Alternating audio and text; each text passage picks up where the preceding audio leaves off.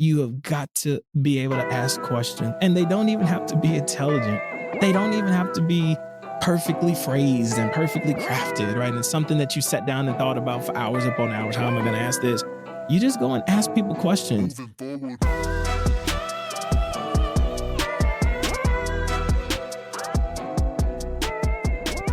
Good afternoon, everyone. Welcome to the B-Xcellent podcast. I'm your host, Dr. Brandon Harrison Smith. And today I have an amazing guest. This is Dr. Brandon Pitts. He works at the School of Industrial Engineering, and you are one of Purdue's bright and shining stars, as I've been told today. I won't tell you who, but quite frankly, you've won some impressive awards, and I'm just going to read a couple. So you have the National U.S. Department of Transportation Inclusive Design Challenge. That was one. Can you speak a little bit about that real quick? Oh, yeah. So in 2020, the U.S. DOT, which we call Department of Transportation, they launched an inclusive design challenge where they were looking for people to submit design solutions or design concepts of an autonomous vehicle that could work for older adults and people with disabilities. And so we actually assembled a team of researchers, students, industry partners, and some people in government to actually pull off building a life-size autonomous vehicle concept that's actually about an hour away from here in Carmel, Indiana. Oh, that's awesome. Yeah. That's pretty amazing. Not to make light of that, the next award that I'm about to name, so you have the National Science Foundation Career Award. It's the highest award that they give early career faculty members. So one, congratulations on those awards. And two, how does it feel? Believe it or not, an NSF Career Award is something that a lot of assistant professors only dream of. When you first start a faculty career, there's a lot of pressure on getting that award because I think the funding rate is like 20%, maybe even less than that. So you can think of one in every 5 assistant professors is getting something like that. And it's one of those grants that you actually have about 3 chances to get. So you can apply for it 3 separate times consecutively, however you want to do it. But you've got to do it before you are promoted to associate professor. So a lot of us end up spending our summers writing that grant, thinking about what we want our future careers to look like, because it is a grant, in fact, that is intended to launch a person into their academic career. So you've got to talk about what you see your research program to look, what you envision it to look like in 10, 20 years from now, and how the things that you outline in that grant will actually materialize and put you on this launch pad to whatever you envision that to be. So it's a very fun project to, number one, write, but we just got it funded. So I'm just as excited about getting started with it. I imagine that comes with its own challenges. Like it probably pushed you to new lengths, right? Absolutely. To really think about all of the research I have been working on since I got to Purdue in 2017. There are a lot of different interests that I have, a lot of students that I have working with me that are working on a variety of projects. And so in that grant, I had to actually convince the reviewers how all of those things fit together. So it really pushed me to think creatively about connecting all of the different projects that I've got going on. So again, lots of fun. It's a good academic exercise. And it's something that even if somebody isn't applying for it, I encourage them to really think about doing. So before we kind of get into the rest of the podcast, I'd like, people to get to know you a little bit better. So you are from Louisiana. Yes, Baton Rouge to be exact. Baton Rouge, right. So I've been to New Orleans one time and it was an amazing experience. I really love that area, but I'm guessing you growing up there, you have a more personal experience there. What are like some of your favorite things about that area? Favorite place to eat, or what would you recommend? Yeah. So since you're asking me about restaurants, I love to eat. And one of the restaurants that immediately come to mind is a seafood restaurant that we've got called Parrin's, Parrian''S. And it is literally a staple for Louisiana. It's a locally owned business. They've been in business more than 40 years, I believe. But it is kind of an all-inclusive or exclusive, however you want to look at it, seafood restaurant. So you can go and get a lot of the staples types of food, a lot of the specialty foods that one would associate with Louisiana, like your catfish, your shrimp, your oysters, your boudin balls, for example, hush puppies, all of those kinds of things, right? And so every time I go home, that's a place that I'm definitely visiting, but I'm also encouraging people who are in the area to go and visit it. Oh, no, that's awesome. So what's your favorite dish or meal or thing to get there? I am going to say they have something called the catfish achafalaya, which is pieces of fried catfish that have crawfish etouffee over them. Wow. So yeah. So that's awesome. I never had that before. From there, you went to Louisiana State. I did. Yep. Yeah. And that's where you did industrial engineering. Before we get there, I guess what got you into engineering in the first place? Like, what's inspired you to want to go to Louisiana State and then select industrial engineering? I feel like that's not something that at least most people I'm familiar with know about to kind of go into. So what kind of got you? Yeah. And to tell you the truth, I actually didn't know about it in high school either. So I grew up in Baton Rouge. Louisiana State University, which most people know as LSU, is actually located in Baton Rouge. So it was maybe 14 minutes down the street from where I grew up. And I did stay on campus. I got to let people know that. And I had a great time. And I certainly recommend it to any college student who is looking for a full college experience to stay on campus because it's completely different. I can talk about how I stayed on campus and my sister who grew up with me did not. And there was a difference in just our college experiences in general. But what kind of got me interested in STEM and industrial engineering and LSU? So growing up, if you knew me, I was somebody who loved airplanes and airports. I absolutely loved just sitting at the airport and could do it for hours upon hours and not have any problem with that. And to tell you the truth, where I'm at in my life now, I can still do that. Sit at airports for hours upon hours and just watch planes kind of take off, and land all day long. And so my childhood dream was to be a pilot. That did not work out for a number of reasons. There is an organization in Baton Rouge known as the Civil Air Patrol, which is an organization that actually mentors kids under the age of 13, and it actually shows them the ropes of flying. And I'm not kidding. The day that I called to inquire about signing up for that program, I had just become ineligible due to my age. Oh. Okay, so that was one thing that kind of took me out, but I still had this passion for aviation. And so when it got time for me to graduate high school, I was thinking about how can I make this aviation dream work. I thought a pilot was what I wanted to be, but at some point I realized it was doing anything in the aviation industry. And so when I looked at the majors that LSU had, industrial engineering was one that people had actually studied in and then gone to work for certain airlines, worked at the airports. I got to interview some of those people who were in those careers to see what were some of their thought processes. And so they told me that they also saw a future in aviation through industrial engineering because it's an engineering discipline that is focused on systems and processes and people and moving of materials and those kinds of things. And that's exactly what the airline industry is about. Wow. That's a great way to connect those things together. So next from there, you decided to get your master's and PhD from University of Michigan. Yes. Go blue. You go blue. And you also explore industrial and operations engineering. Mm-hmm. Now, my question to you is, did you know that you were always going to get a master's and PhD, or was that like something that just happened? So while I was at LSU, I had the opportunity to do an internship in one summer, which was working with, now call it United Airlines, but back then it was Continental Airlines. So I'm dating myself a little bit. So I literally had an internship with Continental Airlines. At the time, their headquarters were located in Houston, which was 4 hours from Baton Rouge.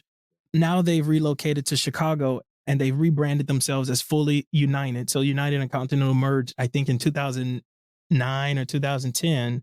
So I had the opportunity to do the internship there one summer. And then I also had an opportunity in the summer before that to do research at the University of Iowa as an undergraduate student. And it was a program known as AGAP. It's like Alliance for Graduate Education and the Professoriate, AGAP, AGEP.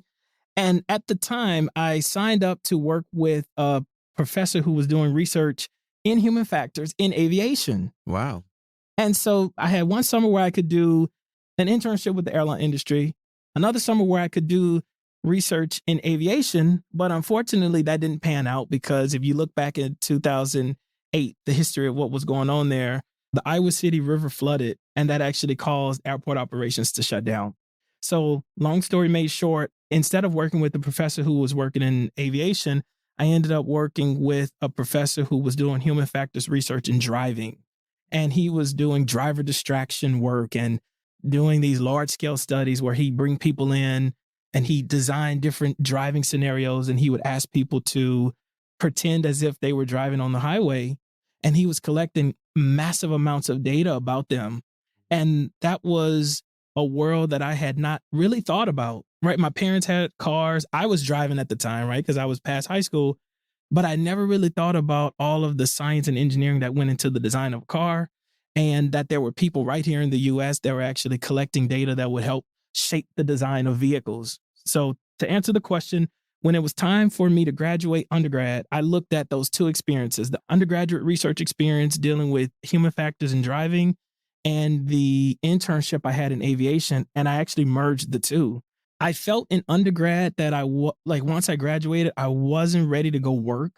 There was something in me that still felt like there was more to learn. And so I said, hey, let's give this grad thing a try. So I had family who lived in Detroit, and Detroit is only like 45 minutes from Ann Arbor. And I said, hey, if I'm going to go that far away from home, I better go somewhere where I've got family, for holidays like Thanksgiving, Easter, 4th of July. If I wasn't flying back to Louisiana, I had a chance to go and visit with them. So that worked out well. That's how I landed on Michigan. And I found out at the time that Michigan was actually number 2 in the country for industrial engineering. And so there was a professor there, Nadine Sarter, or Dr. Nadine Sarter, who ended up being my advisor, who was doing exactly that. She was a pilot and she was doing aviation human factors research, but she had also done driving research. And I said, wow, here I am, this boy from, Southern boy from Louisiana who thought about being a pilot. And it looks like he may still have the opportunity to do that. And what I can tell you is that she really gave me the knowledge that I needed about aviation. I mean, she helped us understand how airplanes were designed, how cockpits were designed, the psychology of pilots, the psychology of Boeing, right? And engineers at Boeing and the things that they need to think about to build airplanes that humans are going to be flying. So long answer, but that's kind of how it came to that. I knew I was interested in aviation, took up industrial engineering in undergrad, did an internship in an REU summer program, felt that when I graduated undergrad, I still wanted to do some more learning, found someone at Michigan who was doing exactly what I thought I wanted to do, and it's been history since. No, while it's a long answer, I feel like it's an amazing answer because your experiences kind of shaped and folded certain paths or certain things that were going to happen for you. Yeah. And without those experiences and your internship and your, just passion for airplanes, without any of those experiences, it seems like you're not here where you are today. Absolutely. So I think that's, an understatement. Sometimes people feel like they have to know everything all from the jump. It's more that you need to put yourself in positions to gain more experiences, more data, so to speak, to make better informed decisions. Absolutely. Right. And that's probably hits home to what you're doing, helping people inform better decisions, right? With this human factors thing that you're talking about. So you have a lot of success. And I know you probably are like, this is just the tip of the iceberg. But to someone who's coming behind you, looking to be just as successful, you've definitely put yourself in a great position to reach maybe all the dreams that you have set for yourself. What do you think is the secret sauce that got you to this point? Is it a family member? Is it like you have a role model of yours? Or is it just like you put this idea in your mind and you're like, I'm going to obtain this? Yeah. It's probably a combination of both. But the one I think I can speak that's right off the top of my head goes back to something that I mentioned in the previous question is I found that I was passionate about something and I figured out early on what that was. And everything that I have done since has literally spun from that. Okay. Every decision I've made professionally has had to somehow tie to this passion I've got for aviation, STEM, human factors, driving, what have you. Every decision I've made professionally has had to somehow tie back to one of those. And I've had to ask myself, how is doing this going to make sure that I'm still able to fulfill these passions that I've got? Because that's the one that's really what keeps me up and keeps me going. And the other thing is the curiosity. And I don't know if that's innate or if there have been life experiences that's caused me to be curious, but half of it is the passion that I said, okay, I want to be doing something in aviation. And then the other half is as I walk through life, as things happen, events unfold, I'm always curious about who, what, when, where, how, and why, right? That's what we're taught in middle school. Yes. And I didn't realize that as I got older, I was operationalizing that, right? I was living in that. And I mean, every single day, probably I'm asking those 5 questions, even if I'm not thinking about it. And so I think that's it. It's really curiosity, which most of us have, even if we don't want to admit it. You can sit down right now and think about things that you are just curious about that you may not want to share with people because people may think I'm crazy that I'm asking this, right? Fair enough. So it's the curiosity, and then it's the passion and the vision and being able to, in your mind, see where it is you want to be. Doesn't matter if you actually get there. That's the secret. Right. You've got to be able to really envision what you would like your life to look like. So guess what? For me, it was somehow I thought I'd be sitting at a desk in an office at an airport where I had a big glass in the front of me. Sure. That was my vision, that I would literally be sitting in an office at a desk at an airport where I had these huge pieces of glass in front of me, and I could see airplanes and taking off and landing all day long. I'm so serious since I was 5 years old, that was the vision I had. And I can say that I've had to modify that a little bit just based on how life has worked out. But 2 out of 3 of those things is still very true right now, right? I'm in an office. I've got glass in the office, Yes, right? I see. May not be at an airport, but 2 of those 3 things is true. And I'm still working on projects that affect how airplanes are being built today. I'm still working on projects that pilots have to actually, which we have an aviation program here on campus, pilots actually come to our lab and do experiments where we're trying to test out some new device, right? And we're learning about their psychology so that we can go back and tell your Boeings or your Airbus, hey, this is a feature you might want to think about. So I'm still doing, like I say, 2 out of 3 of those things. No, I think that's amazing. You've hinted on like something that's, I think, very unique there is that even though you wanted to be a pilot, you still found a way to be a pilot in some way or form. And I think sometimes we can get over fixated on seeing our vision one particular way, but there's different ways to still obtain your dream. And just because one door closed doesn't mean all is lost. So I think your story is definitely a great example of that. So what are some recommended what strategies did you employ when you were in undergrad or grad school that you think helped you become successful? Were you a person that like early riser, you went for a run in the morning, then you studied? Do you know of any like special, like unique or quirky things that you may have done to like help you get through? Because while you're saying all this stuff, like all this stuff is probably in a perspective of looking back. And you had to do that when you had to write your career award, or you wrote about what you've done so far, where you come from, and how that all ties together. And you had to see these like really nice positives, but there had to been some spots where it was more difficult or challenging. And you had to employ something, whether it was faith, whether it was determination, or maybe to your point, passion got you through. Like you just loved your work so much that like it made it so easy for you to never like fall off the track. Yeah. What things do you recommend like people like keep doing this and it'll help you? So one of the things I would say is I talked about how I was curious about things in life.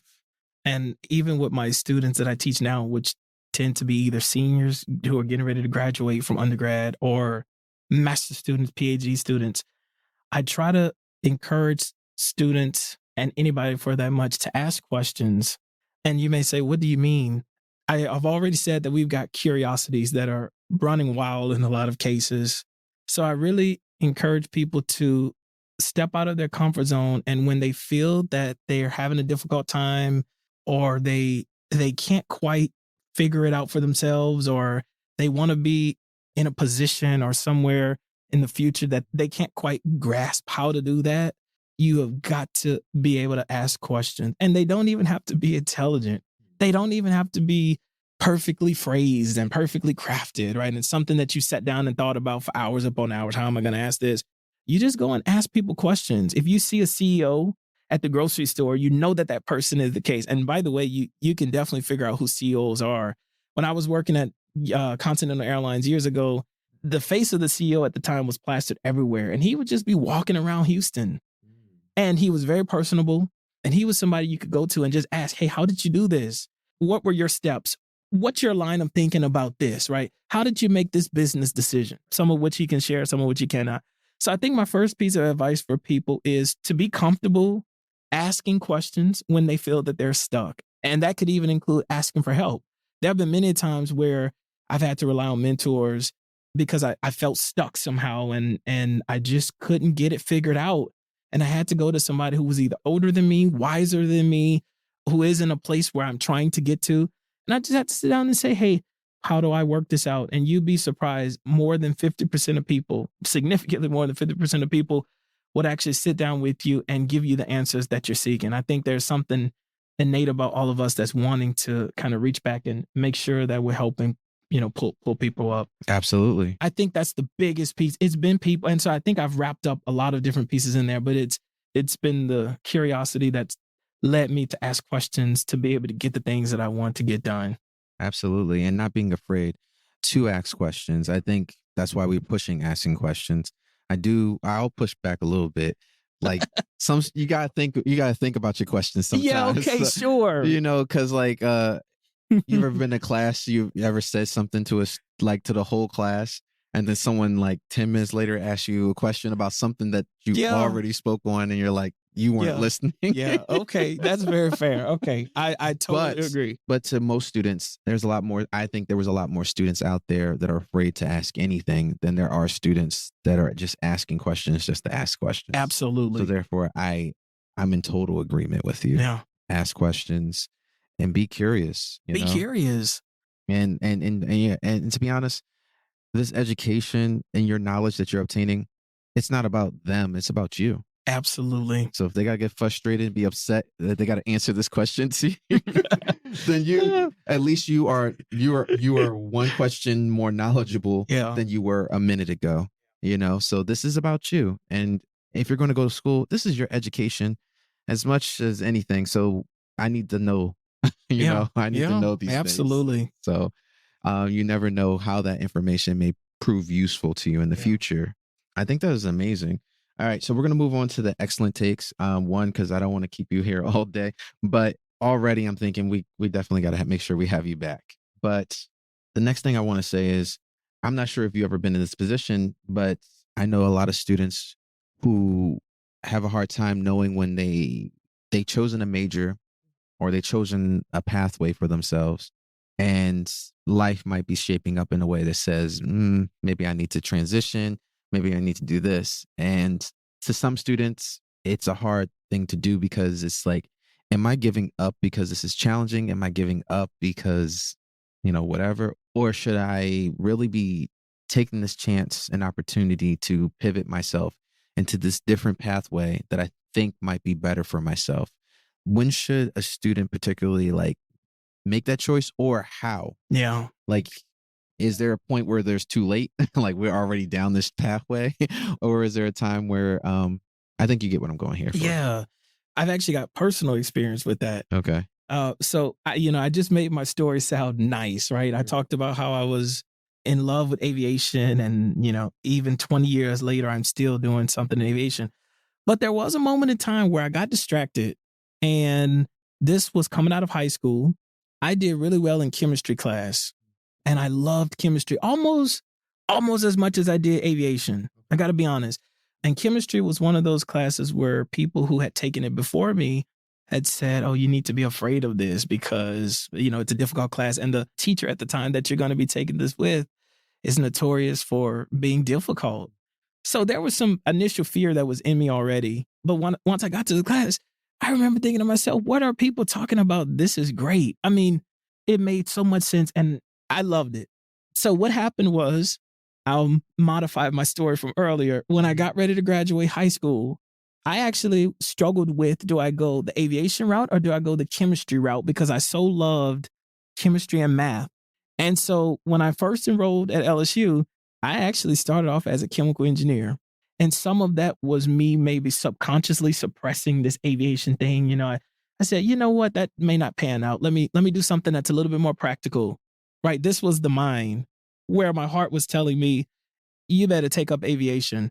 So, and in Louisiana, we are on the Gulf of Mexico. So there is nothing but oil refineries, chemical plants. And in fact, I would say that chemical engineering is the largest major at LSU for that very reason, because there are a lot of people who are born and raised in Louisiana, and the next step for them is to stay in Louisiana and work at one of these oil refineries or chemical plants. And that was what this Brandon Pitts, for a second, thought his future was to be. So I stayed in chemical engineering for a year, and there are a lot of courses that overlap with industrial engineering. But by the time I got to the end of the first year, I remember feeling something in my gut that said, this isn't it. I was doing well in the classes, still loved math and chemistry, but as I started to learn more about chemical engineering, what the future was, the senior level classes that I needed to take, they were talking about chemicals running through pipes and measuring the pressure differentials on moving from small pipes to large pipes. To myself, I said that doesn't get me excited. It's not what I envisioned when I was leaving high school. So I went, and this is the how to do it. I went and met with a guidance counselor at the time at LSU, and we had an intervention, if I can say, where the resolution was industrial engineering. When I laid everything out on the table for that guidance counselor, her response to me was industrial engineering. And so, sophomore year, first day, switched my major, and I haven't looked back. So, to answer the question, I don't think you can ever be too late making the decision.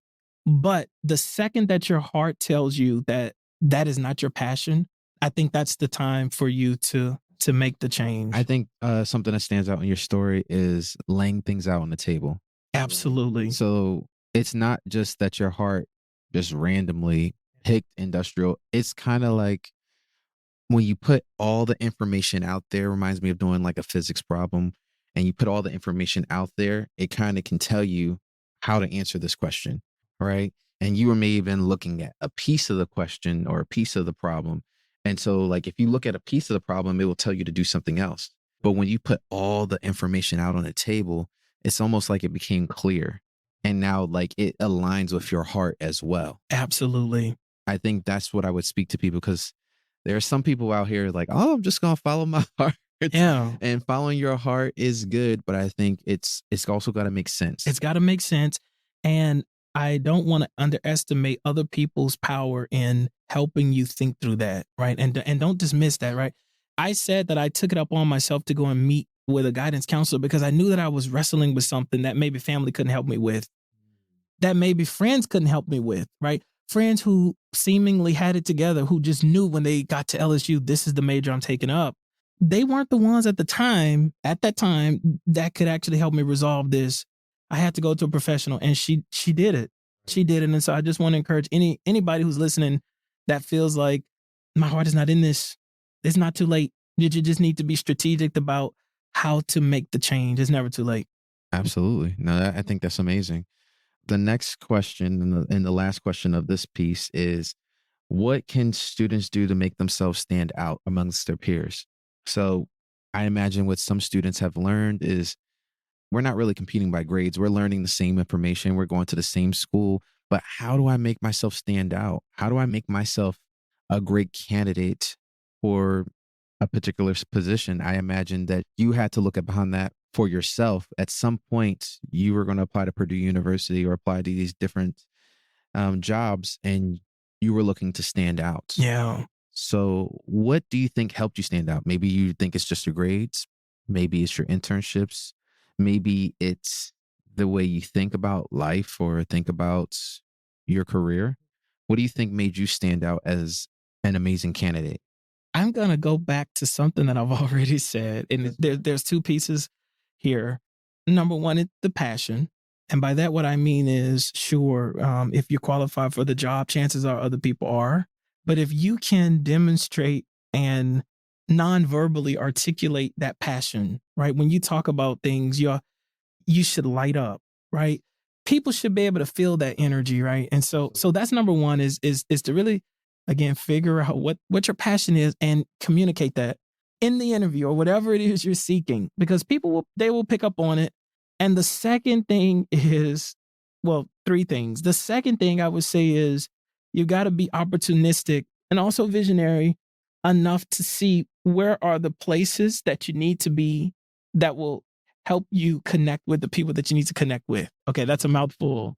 But what I'm saying is, if I want to come to Purdue and I know that it's incredibly competitive to get here, but I know that they're holding like a college fair and there are going to be professors and administrators there that can not only give me advice, but could actually see me in person and get a sense of who I am beyond my application, then I want to be thinking about, hey, I probably need to be in that place, right? I think COVID changed some things for us, and we think that, yeah, I'll just send an email or I'll just do a quick Zoom call, but I don't want people to underestimate the power of being in the right place at the right time. So that's number two. And the third thing is something I've already said is figuring out what questions to ask, because asking questions doesn't just help you get answers that you need, but it shows to other people that you're curious, that you got a certain level of intellect, and that if they put you in this position, you're not going to be somebody who might just do exactly what you're told, right? You're going to actually think a little bit about if it makes sense and what may benefit the organization more globally. Yeah, I want to add to that. So for me, there's an art to asking a question. Yeah. And depending on the type of question you're asking, and I think if it comes with that passion and curiosity factor, you'll wind up asking some really good questions that make people have an understanding about who you are. You don't have to just show them your CV. Your question alone has given me insight in who you are as a person, because not everybody is going to come up with that type of question. Yes. Like your style of question just showed me what you're passionate about. It showed me how you think, right? Yep. And so like, that's just from asking a question. That's not even you just spitting like, oh, I know this, I know that, I know this. You know, that your question says a lot about who you are. So absolutely, it's an art. And if you're naturally curious, naturally passionate, and you ask questions, you'll start to ask even better questions. Yeah. And people will recognize that, and that is what will make you stand out. Yes. I think that's really, really great. And then also putting yourself an opportunity to be seen in different opportunities, such as different events, like going to conferences, showing up, getting dressed, putting clothes on, and just really putting yourself in spaces in which you can be seen by other people. Because sometimes standing out is like being seen, you know? Yeah. And it's hard to be seen in an email. It's hard to be seen in a Zoom conference. Like you get Zoom fatigue. And I've met somebody on Zoom and then they met me in person, two different reactions. Not that Zoom wasn't a good reaction, but being in person was an even better experience of me. And they were like, wow. And I started taking it as a dig, but it's like, you're way better than I thought you were going to be. And I'm like, I wonder what your thought was before, but I don't think it was a poor thing. I think it was just them saying like, there's so much more to you that I can take in person and seeing you now. I have a more personable experience that I can take with me. So now when I hear your name and you send an email, hey, we met at this event and me and you had this conversation about this, it jogs my memory. Absolutely. But if you're saying, I sent you this email a couple weeks ago, like you don't have a face, you don't have a personal memory to me. So it's hard for me to remember you. It's not personal. It's just a little difficult. Absolutely. So I think that's really great points that you brought up. So we get to close to the last section, and I know I got to get you out of here. Do you have any questions for me? I know I've sit here and just bombarded you with questions. I put you in the hot seat. Do you even have questions for me? So I think the first question is... Oh, man. First. Go ahead. The first question is, since we've been talking about vision and those things, what is your vision for the podcast? That's number one. And then I think the second thing is, for the people that are watching it, what is it that you want them to take from it? And I'm asking that because I think it's intended for a broader audience. Some of the way I've answered the questions have been targeted to undergrads, for example, right? But you, in your mind, you probably are thinking that multiple different groups of people can benefit. So, kind of, what's your vision for the podcast? And then, what is it that you really want people to take from this? All right, so I'll answer it in reverse. So, what they can take from it, one, there's a lot of things to take from this. Every single podcast that I've done so far, there's unexpected gems in each one of them. And whether you're going into academia or not, I think all of this information is useful no matter where you are. I'd imagine if you're just going into industry, I'd imagine if you're just going into different aspects of your life, you could use all of this information. Asking questions, I think, is important no matter where you are in life. Staying curious, staying passionate, all very important any stage of your life. You don't need to necessarily be going into academia. But I think what you could also take is one, seeing and hearing people who maybe look like you, who are successful in their own right. And these things are possible. Growing up, I didn't have a lot of people in engineering, if at all. And so my inspiration or my thought process that I could actually obtain or reach a certain level or work at a Purdue University is very limited in my mind. So therefore, this gives hope. This gives insights on what it took that person to be successful. It also just provides little gold nuggets of information that might help me weather the storm, which is undergrad, graduate school, academia, becoming a paraphrase industry, all of it. So I just want to provide a library space of information that people can access at any points in time. I don't know if you've ever been to seminars and you heard someone say something really good and insightful, and you're like, oh, that was great. And it feeds you for a moment and then it's gone. Yeah. This podcast gets to live in a library of knowledge and information forever. And those people watching this podcast, whenever they feel low, whenever feel like they can't make it, or whenever they need a little bit of an advice, they can use this as something they can come back to and replay as much as they want to and whenever they want to. So where I see this as a database of information and knowledge, a database that provides many different things. This podcast, I think, for me, maybe this is me and my ego, but I think this is a very special podcast and it can provide multiple different things.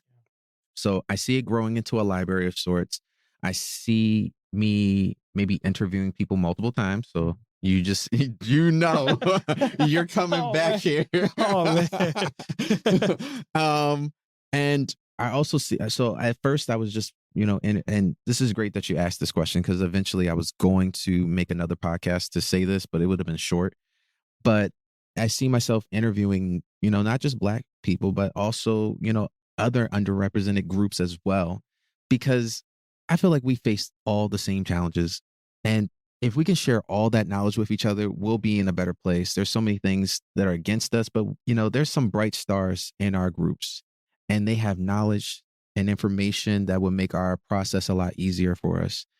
And if we could pass that knowledge to the next person and it can help them be successful, I think we've done a great job. That's powerful. So hopefully that answers to some degree your question of where I think this thing could go. And as long as I'm breathing, I plan to take this podcast as far as it can go. And, I'm starting here at Purdue University as far as interviewing people. But then the next step from that is to get more people. I'm sure there's more people all across the United States. We're just spread so thin. You know what I mean? So like, there may not be a lot of us here at Purdue, but if we could take them all and push them in one location, you'll wind up seeing like a sea of us. It's actually a lot of us doing some really great research, really great things, really great stories as well. Like your story was amazing today. And, for me, what I learned is to stay curious, stay passionate, and stay asking questions. There you go. And don't be afraid to ask a question,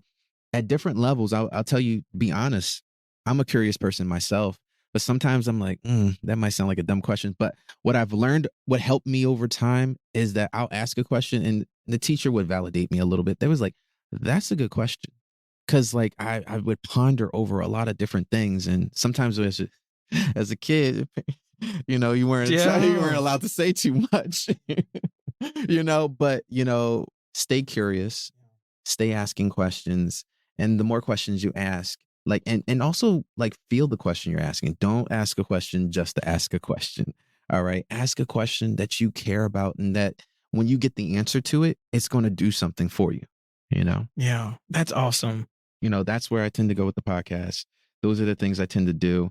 And I imagine this actually blooms into something even more. Like, I will also say, even past the podcast, I think more of this needs to be done. Creating databases of knowledge. The other thing is this: I started this podcast, yes, because I saw a need, but I also saw a problem. There's not enough of us. I imagine if you had to always stop and mentor and give all this advice to people on the regular, you wouldn't have been able to apply for all those grants. You wouldn't be able to be as successful as you are. However, your story and information needs to be told. And so what we can do now is alleviate some pressure off of you by creating videos of knowledge, of information for people. So therefore, if they can't get in contact with you because you're busy one week, they can look back on this information and they can extract what they need to extract from it to help them move forward. So like, this is not just a problem for the students coming behind us, but this is also to help solve a problem for the faculty, the staff, the people in industry who are working their butts off to break through barriers, become successful, but they don't always have the time to stop. You know what I mean? There's not many of us, so we got to keep pushing. We got to keep working. But let's take a moment, make this little clip, and let's put it out there for people to extract and use for however they need to, when they need to be successful. That's visionary. Thank you. Thank you. All right. So this is the end of our episode. So I'd like to thank you, Dr. Brandon Pitts, for being on here. I'd ask the audience also to like, comment, subscribe, and ask us questions. Ask Brandon questions. All right. And I will make sure he gets them so he can answer them. But again, my takeaway is to stay curious, stay passionate, and ask questions. Those are the things that I learned in this podcast, and hopefully other people. And if you learn something different, put it in the comments and share out. All right. And if you also have something to add to anything that was said in this podcast, share it in the comments. We love to hear it. Until next time, thanks.